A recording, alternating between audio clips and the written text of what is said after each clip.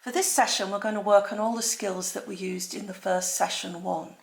And we're going to be particularly looking at how to use the side of the pencil and using the pencil at the tip and also holding the pencil. We're going to look at how we can introduce shading and use crosshatch and stipple to create three-dimensional forms. So if you remember, we went from light to dark, dark to light, using the crosshatch and the stipple and the tonal values. And this time we're going to introduce directional lines. So everything we did in session 1, we're going to use in session 2. And I'll show you what we're going to do in terms of making a still life and composition. So the end product for this session is we're going to look at colour, we're going to look at composition, and we're going to look at still life. And as I said earlier, we're going to utilise all the skills that we did in session 1 and 2 to get to this end product. The worst thing you can do is to plonk down all of these items and just say, go for it. You really do need to build up a skill set so that your children can really develop a sensitive eye and a good way of using line and tone and composition. So part of all these worksheets and workshops is that I'm going to try and apply all the skills for a differentiation, so for the least able and for the most able. The best way to start with a still life is to get the children to handle these objects. Now they probably are used to holding them and peeling and getting to know the textures, but it's a really good way of getting them to describe what they can feel.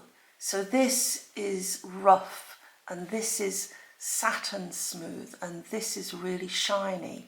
And once they've got a feel of these things, they can begin to understand what it is that they're trying to replicate. Once the pupils have discussed the items that they're going to draw, one really good technique, it's so simple and so straightforward, is to literally plonk the object onto a piece of paper. And remember how we taught the children how to hold their pencil, to hold the pencil at the tip or in the middle and trace around it. That way you've got an instant template to work from. So simply trace around the shape by placing the object onto the paper. This is great fun because you get an instant replication. You could do this with any object really, and it gives the child great satisfaction that they've got a very accurate representation of the object that they're trying to draw. So this is all leading into observational study. They can then fill this by looking at the texture and the pattern and the colour and the shading, and just work inside the template that they've copied from. Straightforward but really effective. To give your pupils a better understanding of composition and proportion, I'm going to introduce to you a really useful tool that all kinds of artists, young and old, use.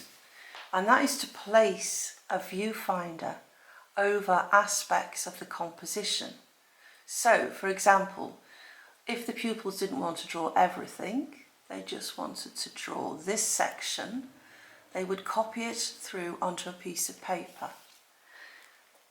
I've done a diagram for you here, and all of these handouts can be found on the NAPE website for you to download. And this is how to make a viewfinder. So it's a simple piece of card that you can hold. And if you're really smart and you've got more able pupils, you can place into it another grid that gives you a way of looking at the composition in terms of sections. And you can place that over again, and you can begin to realise that what you actually are drawing is inside this frame.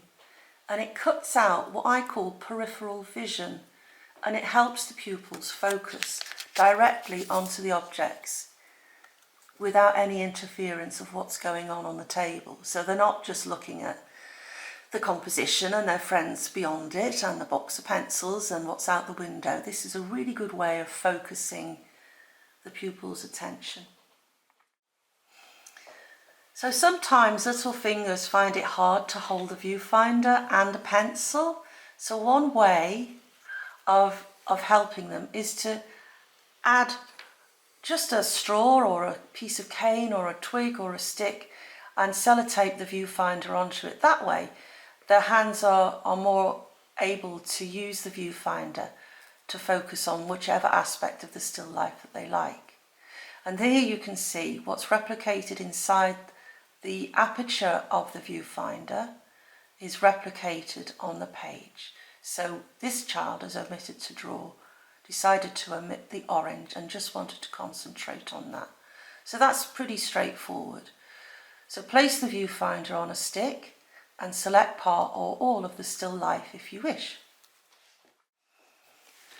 So this is how you can use the viewfinder in a more advanced way.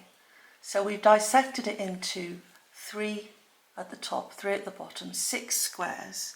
And if you find a piece of a Polly Pocket, you can draw the grid with a permanent marker on the top, and you've got a way of creating the sections in the composition.